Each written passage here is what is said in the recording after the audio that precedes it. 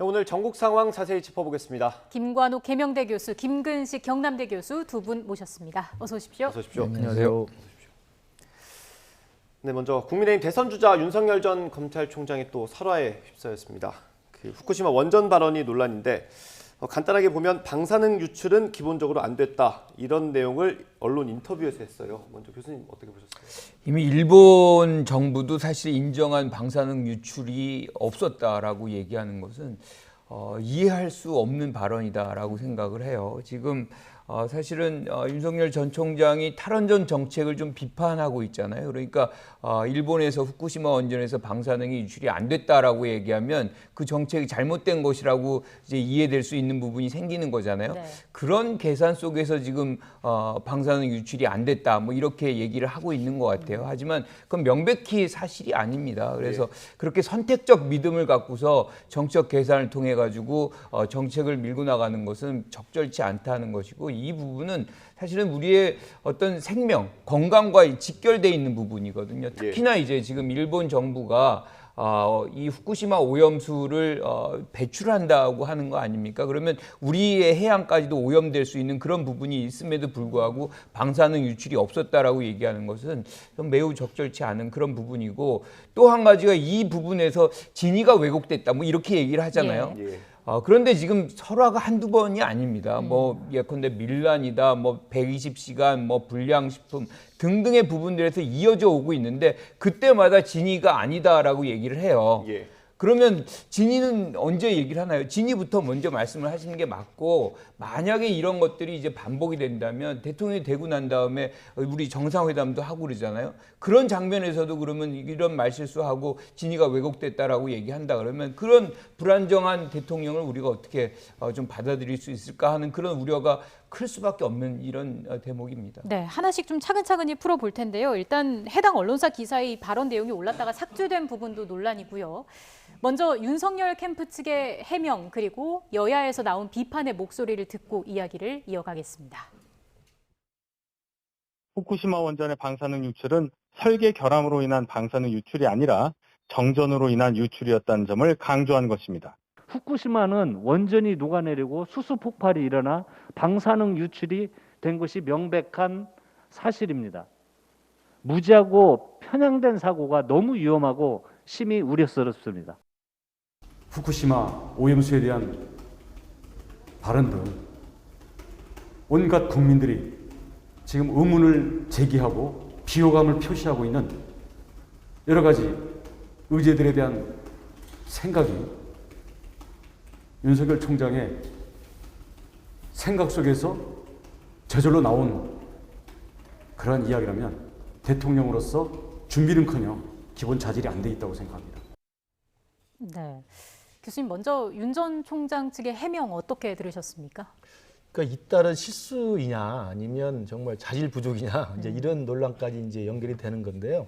그동안 나왔던 몇 가지의 설화들 이런 것들이 말 실수였다고 한다면 고치면 되는 것이죠. 그래서 국민의힘 입당 이후에 국민의힘 지도부에서 이야기했습니다만 이제 여의도 정치의 문법을 좀 익혀가는 과정이기 때문에 신속하게 빨리 익혀갔으면 좋겠다라는 주문과 당부를 했는데, 이게 이제 말 실수였다고 하는 건지 아닌지는 확인해 볼 필요는 있어 보여요. 그러니까 그 캠프의 대변인이 하는 것처럼 이번에 그 부산일보와의 인터뷰에서 방사능 유출이 안 됐다고 하는 요 부분이 기사가 나갔다가 삭제된 부분이 인터뷰어의 잘못인지 인터뷰이의 잘못인지는 확인을 해야 되는데 지금 확인해 보니까 부산일보에서는 그렇게 말한 게 맞다는 거 아닙니까? 그렇다고 한다면 일단 윤석열 총장이 말을 잘못한 게 맞죠. 그렇다고 한다면 이게 기사를 올렸다가 삭제하는 것이 인터뷰를 했던 부산일보가 의사가 전달이 잘못돼서 잘못 써서 뺀 거라고 한다면 윤 총장이 잘못이 없지만 윤 총장이 어쨌든 방사능 유출이 안 됐다라고 명확히 이야기를 한 것을 그대로 받아 쓴 것이고, 그것을 나중에 출고하는 과정에서 기사화되는 과정에서 나중에 사후에 보니까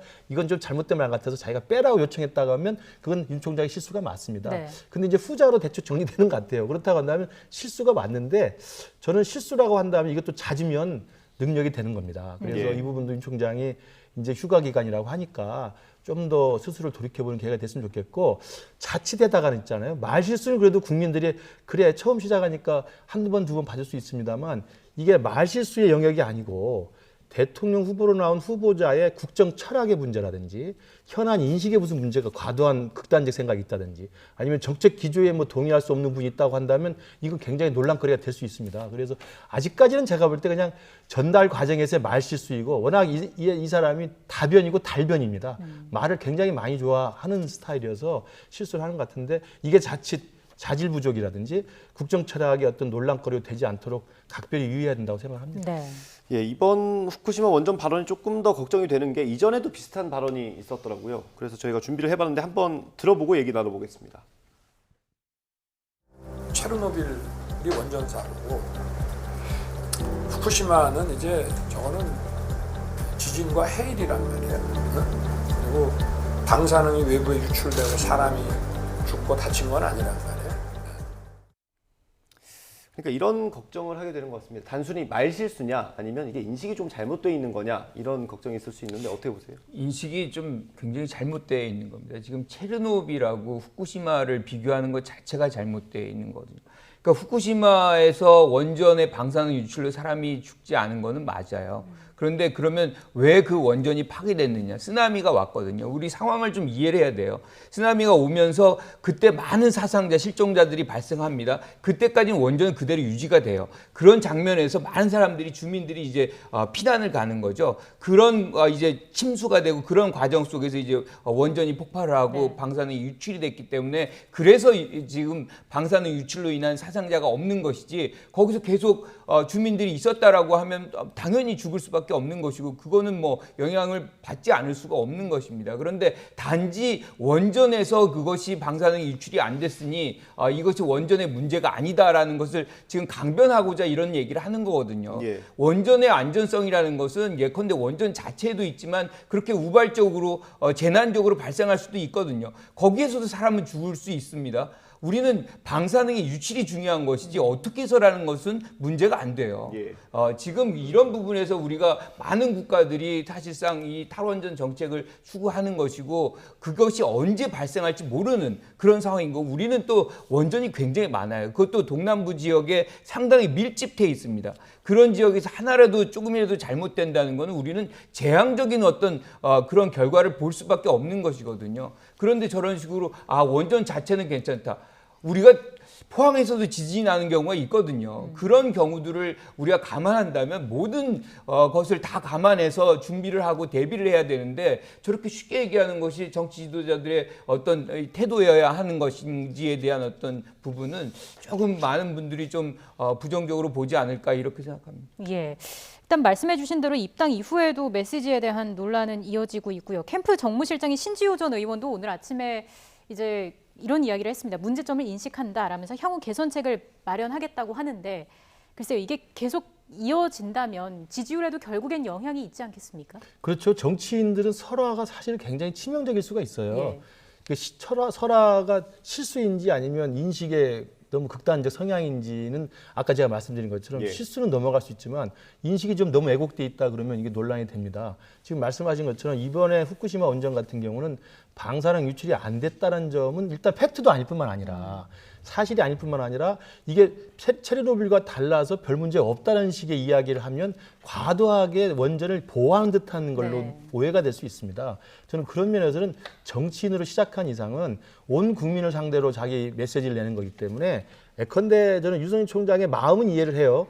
그러니까 탈원전 정책을 문재인 정부 들어서 너무 과도하게 그리고 무리하게 강행을 하다 보니까 그동안 수십 년 동안 쌓아온 대한민국의 원전 생태계라든지 원전의 경쟁력, 산업 경쟁력이 사장돼 버렸다라는 일각의 비판이 굉장히 강하잖아요. 그러면 예. 신재생 에너지 정책의 장기적 정책 전략하고 탈원전이라는 우리의 어떤 우월성하고 잘 결합해서 에너지 정책을 잘 고민해 보겠다 정도 하면은 아무 문제가 없지 않습니까? 예. 그러다 보니까 이제 과도하게 탈원전이라는 것들을 문재인 정부가 너무 이번에 그 최지영 감사원장 그 사태도 있었습니다만 경제성 수치를 조작하면서까지 밀어붙이다 보니까 그에 대한 반대만을 너무 집중해서 부각시킨 것 같고 예. 저는 그런 면에서 보면 국정에 대해서 정확하게 자기 정책의 기조와 스탠스를 정하고 그 기조와 스탠스에 따라서 말을 과도하게 할 필요는 없는 거거든요. 그런 좀 트레이닝과 그런 자기 어떤 그 성찰이라고 할까요?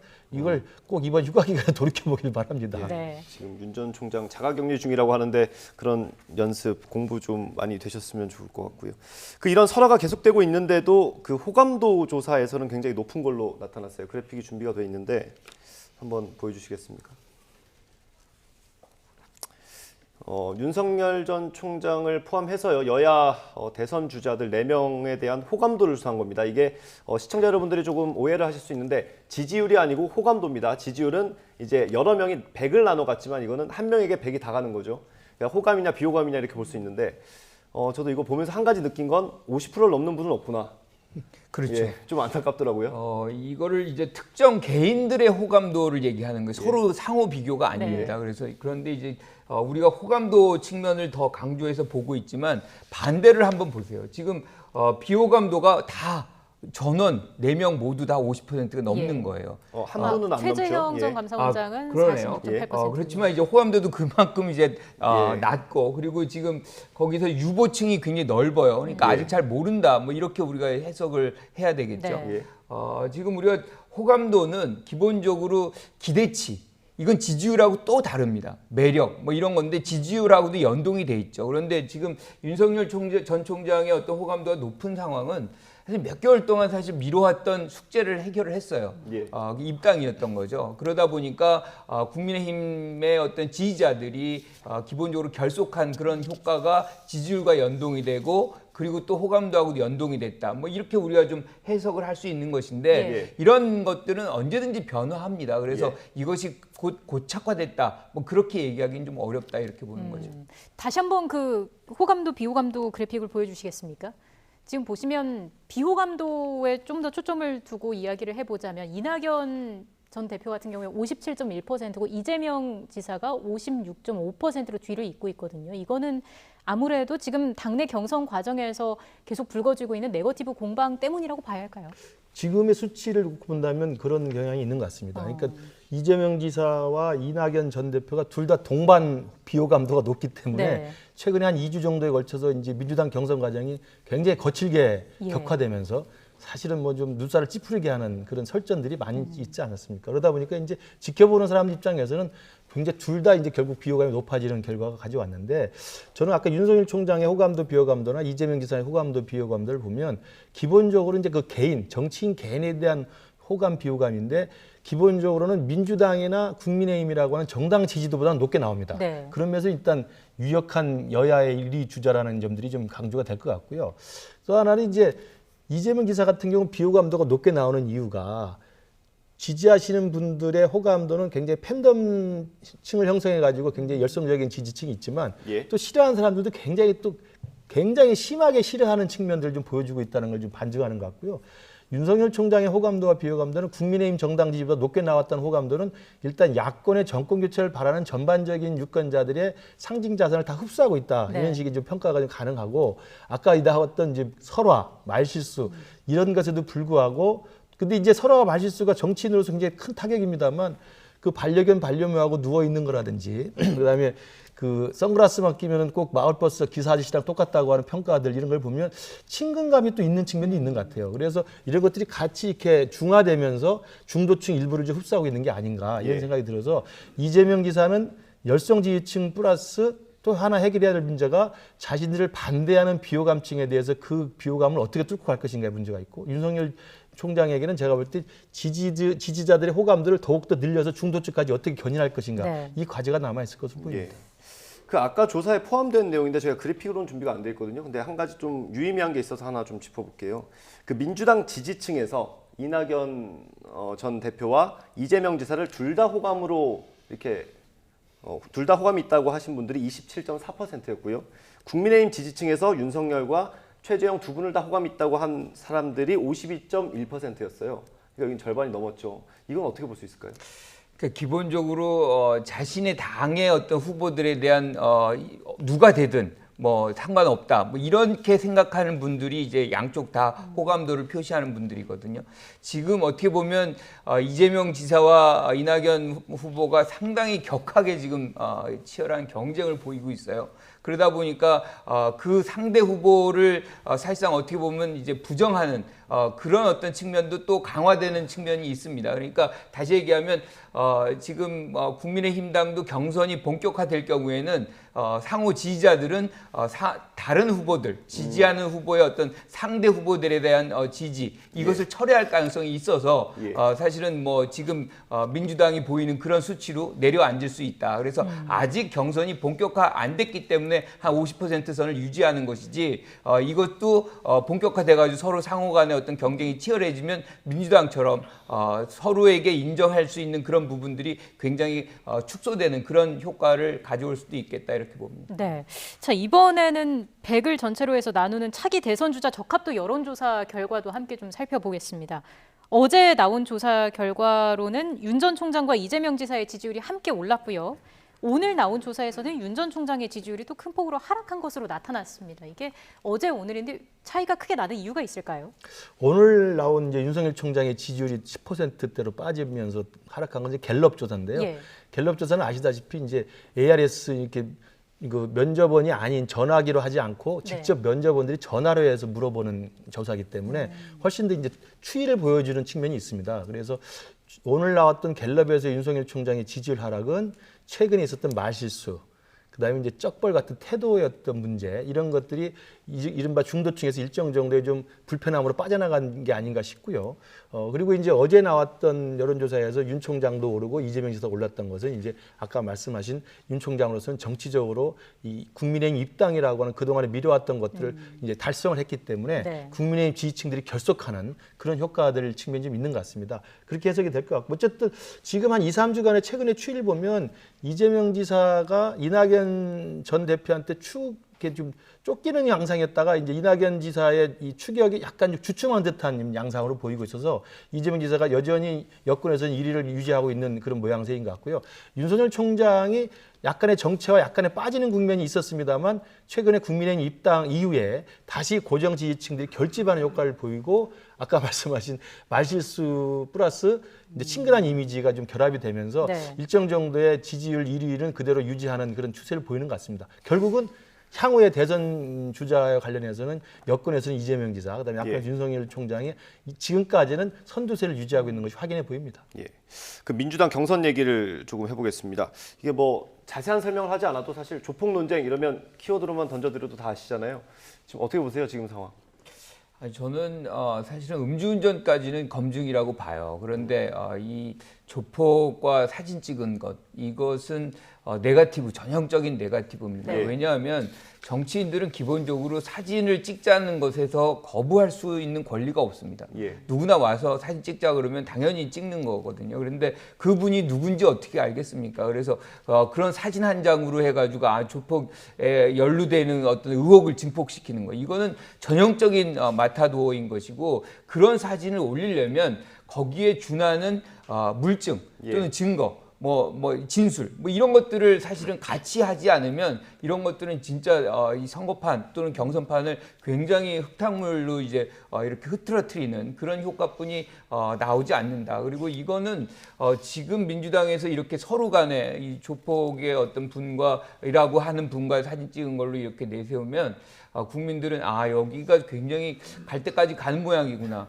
신뢰를 거둬들입니다. 그래서 어느 선이 있어요. 그러니까 검증의 선까지는 국민들도 거기에 대해서 기대를 하고 뭐가 진실인지 파악하려고 노력을 하지만 이런 선을 넘으면은 여기는 좀 너무 승패를 위해서 모든 걸 거는구나. 이 게임이 아니다. 선의의 게임이 아니다라고 받아들이면서 굉장히 부정적으로 봅니다. 그래서 이 부분 두 캠프가 모두 다 감안해서 지금부터는 이게 이제 최저라고 생각하고 다시는 이런 네거티브 안 했으면 좋겠습니다. 검증을 가장한 네거티브가 되면 안 될 텐데 실제로 뭐 불필요한 비방전이 과열되는 양상이다 이런 지적도 많이 나오고 있고요.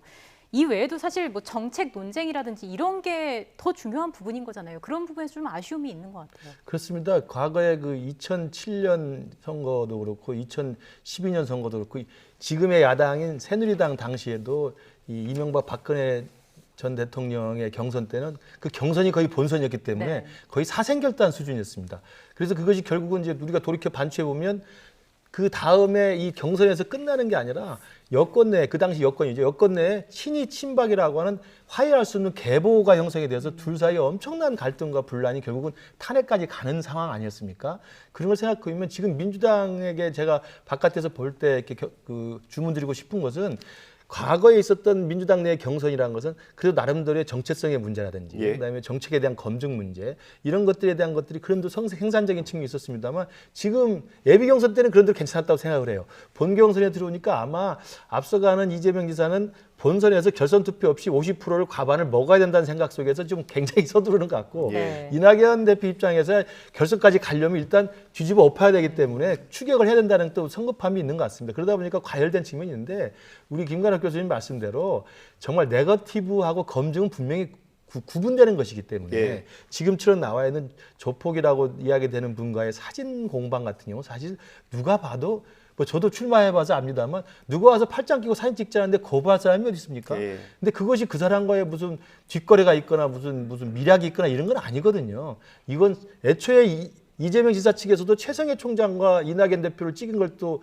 당시 작년 총선 때 종로구 관할 지역에서 찍은 걸 또 의심을 했고 이에 또 맞대응하는 차원에서 또 이낙연 대표 측에서 이 분과의 또 광주 행동대장이라고 하시는 분과의 사진을 공개한 것이기 때문에 결국은 악화와 양화를 구축하는 양상이 돼버립니다. 예. 다시는 이런 일이 없도록 그래야 국민들이나 민주당 지지자들도 경선을 즐겁게 지켜볼 수 있을 거라고 봅니다.